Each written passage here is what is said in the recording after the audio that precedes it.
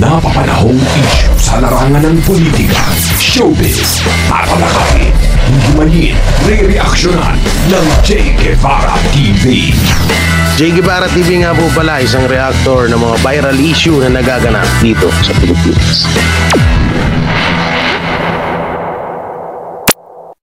Ito, oy, sampal sa ito, Maring Janet.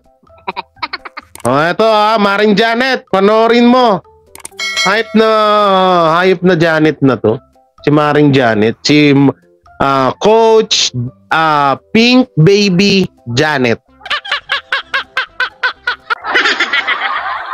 Walang yan na yung pinagsasabi. Napanood niyo yung video. Bagay, wag niyo na palang panoorin yun.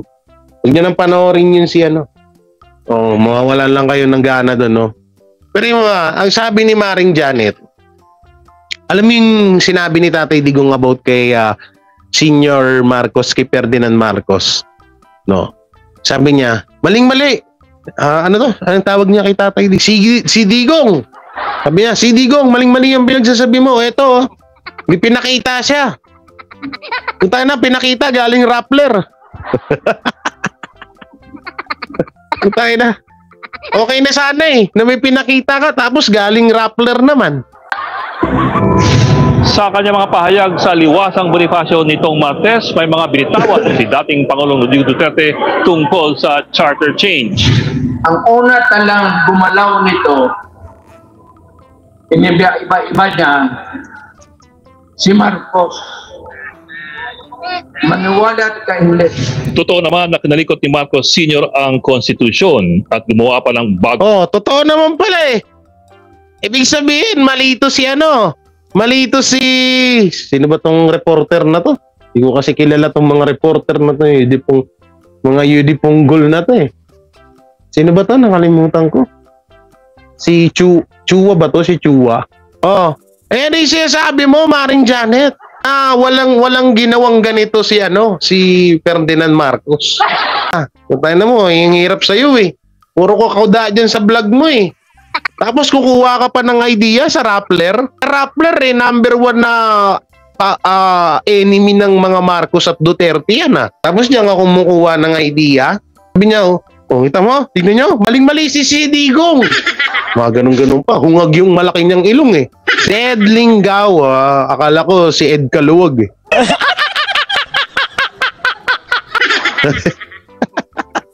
Sorry naman. Sino papaniwalaan namin? Maring Janet? Ikaw na vlogger na isang bayaran? O itong journalist? Itong reporter na si Ed Lingaw? Sige nga. So ibig sabihin kung halimbawang maliin mo tong sinasabi ni Ed Lingaw, ibig sabihin mas matalino ka sa kanya. Mas kapani-paniwala ka sa kanya, ganun ba? Pagkagaling mo naman, Coach Janet. Sobrang kasinungalingan mo, 'di ba? Si Pinocchio, pahaba ng pahaba, yung ilong. Walang ya sa'yo, palapad ng palapad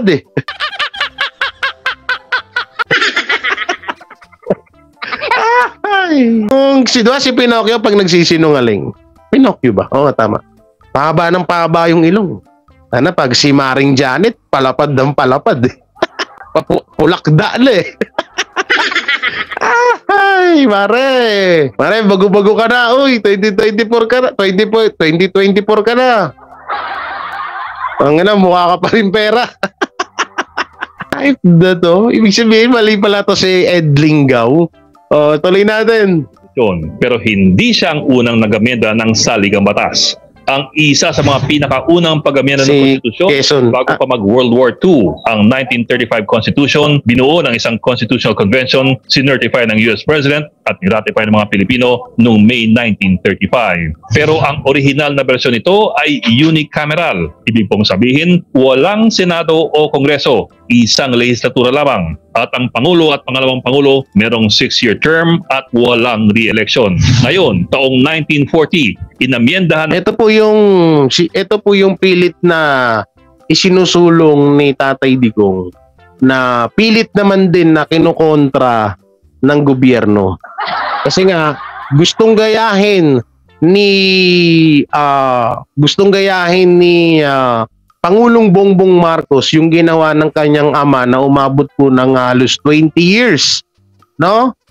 20 years na sa pagiging presidente. Kasi alam nyo kung bakit nila to ginagawa. Bakit nila to sinusulong. Kasi natatakot na yan sila na mawala sila diyan mawala ulit sila diyan sa gobyerno, diyan sa gobyerno. Natatakot silang mawala diyan dahil alam nila pagdating ng eleksyon, no? Alam nila na kayang-kaya silang talunin ng mga Duterte. Kaya nila ginagawa to, kaya nila gustong isulong tong konstitusyon. Gagayahin mo yung tatay mo na umabot ng 20 years. 'Di ba? Biruin mo 20 years na 'yan. O sino tatakbo, si Romualdez? Kaya eto sorry po sa mga DDS supporters Wala akong tiwala kay Amy Marcos, sorry. Sorry talaga. Wala akong tiwala diyan. Oo, Sir Spencer, shoutout. Wala akong tiwala kay Amy Marcos. Kasi alam nyo, parang sa tingin ko, strategy lang ng mga Marcos yan. Kasi kung sakali mang mawala si Pangulong Bongbong Marcos sa gobyerno, kung sakaling sa susunod na election, hindi na siya manalo or hindi na siya tumakbo, gano'n, no? Nandiyan pa rin si Amy Marcos na para, syempre, tingnan mo ang strategy nila, kabilaan, no? Para nga naman hindi makalimutan ng mga tao mga Marcos. Kaya wala talaga. Sorry sa mga dyan, wala akong tiwala kay Amy. Sorry talaga. Malayo ang itlog ko dyan. Tuloy natin. Assembly o yung Kongreso noon ang konstitusyon. Ginawang bicameral na ang Assembly at may Senado at Kongreso na. Ginawang 4-year terms ang Pangulo at Pangalawang Pangulo na merong 1 re-election. At dagdag pa ni dating Pangulong Duterte, ang pangalawang gustong mag-amyana ng konstitusyon. Ang pangalawang taong gustong pumalkal ng konstitusyon natin, Marcos. Si Pangulong Bongbong Marcos. Totoo naman na ginalaw ni Marcos Sr. ang 1935 Constitution. Katunayan, gumawa siya ng panibago, ang 1973 Constitution. 2 taon bago Ito ba ako, Jared? Ano siya sabi mo wala? Ito pa, 2 beses pala eh. Sabi mo wala. Sabi mo, kalukuhan siya sabi ni si Digong. Grabe ka sa kasinungalingan mo, Maring Janet. Ang tindi mo. Sabihin mo, wala. Ano to? Ibig sabihin, sinungaling si Ed Lingaw. Sino ang Vice President? Wala pong maging Vice President or Presidente. Si Amy Marcos, naku po, matulog na lang tayo. Matulog na lang tayo. Malabo yun, halimbawa, si BP Sara. Tapos ang Vice President, si Amy Marcos. Naku po! Umaga. Eating manner. Pangit. Sana wag namang mangyari yun. Ng huling termino, nagpatawag si Marcos Sr. ng isang constitutional convention para baguhin ang saligang batas. Narinig mo? Todd Jared. Ano masasabi mo dito? Ang inang yan. Sabi niya, lakas ng loob niya dun, no? Puro kasinungalingan sinasabi ni si Digong. Yung ilong galit na galit eh. Kasinungalingan sinasabi ni si Digong. Ano to? So ibig sabihin sinungaling to, mas paniwalaan ka namin. Dahil feeling mo sa sarili mo, napakatalino mong vlogger, ganon. Ibig sabihin, bobo si Ed Lingaw. Mas matalino ka sa kanya, ganon ba? Hindi porket bayot ka. Sorry. Hindi porket... Hindi porket bisexual ka, papaniwalaan ka namin. No? Alam namin, ang mga LGBT, matatalino yan. Matatalino, may diskarte, at talagang maabilidad, no? Pero huwag mo ipagsiksikan yung sarili mo, ha? Bobo si Ed Lingaw, matalino si Maring Janet. Anak ng putik naman. Di sana pala nagpalit na lang pala kayo ng posisyon. Ikaw na lang dito saan ba to? Sa Frontline o sa News 5, diyan ka lang sa network ni Ed Lingaw. Si Ed Lingaw naman maging vlogger. Kasi parang tingin mo sa sarili mo, ikaw yung mas matalino kaysa sa kanya. Ano to? Pawa effect yun. Sabi niya kasi paano hindi ko siya re-reactionan? Sabi niya, ang bobo. Mali-mali naman yun. Wala namang ganyan mga Marcos. Tapos may pinakita, may nilabas. Pak, puta na, Rappler. Okay na sana eh. Naniniwala na sana ako sa'yo eh. Tapos ang ginagkuhanan mo na impormasyon, Rappler. Na ito, nabahira ng mga alegasyon ng korupsyon at pagmamanipula. Taong 1973, imbes na iparatify ni Marcos ang konstitusyon sa pamamagitan ng botohan, ginawa na lang niya itong viva voce or voice voting sa mga tinatawag na citizens assemblies. Ito yung sinasabi ni Banat Bay kagabi na hindi paramihan ng tao, palakasan ng sigaw. Di kung kung mangyari pala to, punta ako ng botohan. Tingnan natin kung hindi sumakit mga tenga nyo sa bunganga ako doon. Pwede sumigaw dito ngayong gabi na eh. Ano ba sabi ni Maring Janet? Ni Maring Janet mo? Yun na nga sir, sabi niya nga, kalokohan daw yung mga pinagsasabi ni Tatay Digong. Wala daw katotohanan. Tapos may pinakita na tawag dito na mga kargamentos. Mga ebidensya. Ano pala to? Ibig sabihin, hindi namin paniwalaan to. Ikaw na lang. Ang galing mo.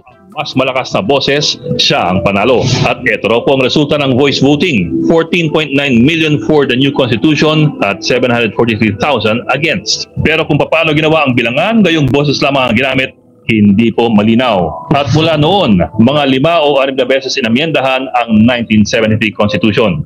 Pero parang nalimutan ni Pangulong Duterte ang lahat ng iba pang Pangulo na nagbalak ding baguhin ang konstitusyon. Kasama na rin siya.